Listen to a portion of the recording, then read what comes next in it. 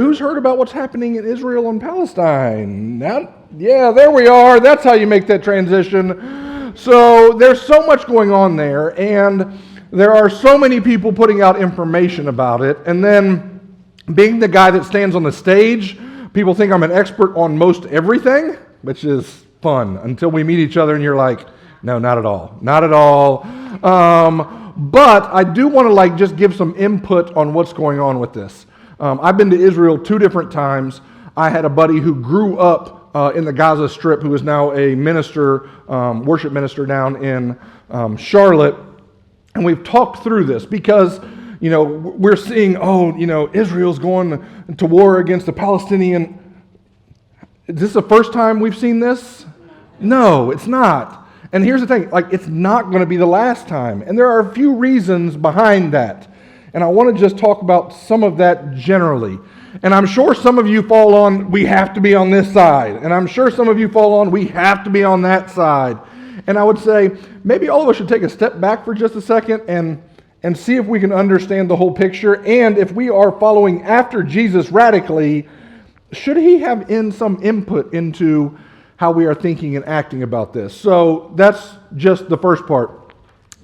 I have heard other people, and I've been looking on Facebook, and everybody wants to go ask their pastor, is this the beginning of end times? Is this the beginning of end times? Here's what I would say about that. Probably not. I mean, if Israel going to war against Palestine was the beginning of end times, we begin it every 3rd or 4th year. This has been happening for an awfully long time. So don't buy into the hype that some pastors, now, I am not one to throw mud on the bride. I don't like talking bad about other churches. Some of these pastors I would like to have a little time alone with because we would straighten some things out. The ones who are mongers, just fear mongers, and the way they built their church and the way they built their finances is only talking about end times. And then when something like this happens, because it happens every few years, they make a big push and they invest all their money and all their videos and all of their, just follow this and send money to this and we'll make sure it gets here. And I'm going to call out one person that I feel like I'm sure God has done something in his heart. I'm sure God is moving in him, and I'm going to pray that God continues to. John Hagee has built his entire ministry, built his entire church on Jesus is coming back tomorrow. If you don't own my videos and my books and come to my church, you're probably not going to make it. I'm like, that's a pretty tough stance to take. So please be aware. I've got to believe that most pastors, I don't think any of us got into this and we're like, we're going to be millionaires. I think we got into this because God called us, and we've got the hearts for this. Somewhere over the time, Satan has crept in. And it's easy to do. I've been doing this a long time now, and Satan has crept in and got me a few times. And it's like, oh, nope, you got to straighten back out, right? You need the people around you. You need to follow after Scripture. You need all of the above to sort of pull you back in. Some people have wandered off and have stayed off. Beware for those people. I think we're trying to give you the best. That's why I say, don't believe what I have to say. Check it with Scripture. Always open up your Bibles. I saw some people brought 2 Bibles today. They're like, I'm double checking you. It's fine. This one says this. I don't know. I'm opening up another one. I still don't believe him. That's fine. I like that. But check that out. So I don't believe it's the beginning of end times just because this is happening.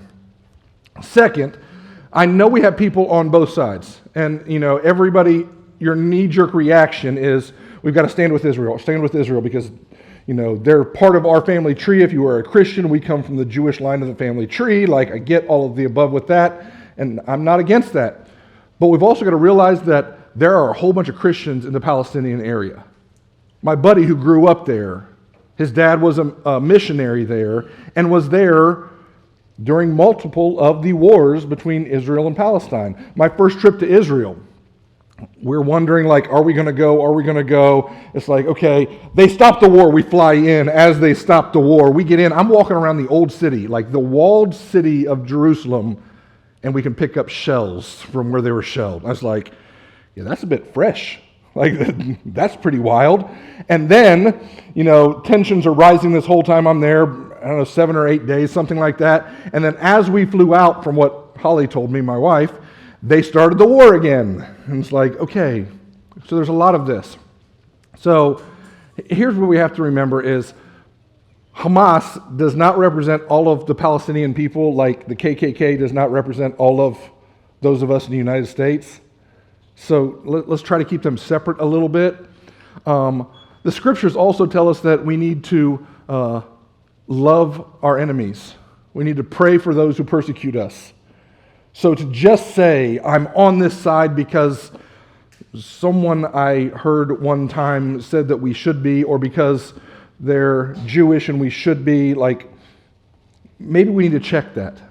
And honestly, when I was talking to my buddy who grew up in the Gaza Strip, he's like, Scott, let's think about this for a second. He said, so some of us will be at the third generation. Some of you may be at the fourth generation, right? Because all of the Jewish people from around the world were brought back into and started this Israeli area again after World War II. Because they were like, we can't have these conflicts going all over, and it seems like people don't like God's people, Jewish people. Like there's just something about them that they're like, yeah, we'll choose no. Let's see if we can try killing them and this and this and this, and there's just a history of this. But they brought them back in, and they said they need a place to live, and they brought back just so many people. Well, the people who were living in that area, the Palestinian people, imagine that you're on your family land, and your parents lived here, and your grandparents lived here, and their parents lived here, and they came in, they said, you're gone. Move.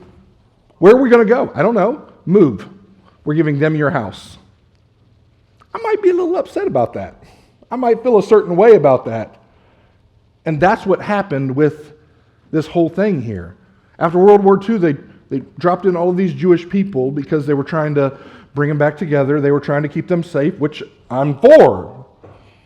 But they also kicked out all these people out of their family land and houses and property, which I'm also against. So this really got things fired up, right? And then that happened a few generations ago, and then the wars start. And my uncle died in the war because of them, and my dad died in the war because of them, and wouldn't that just keep you ready to fight all the time? So there's a lot going on in this area. I don't believe just because there's a war there that there's a second coming.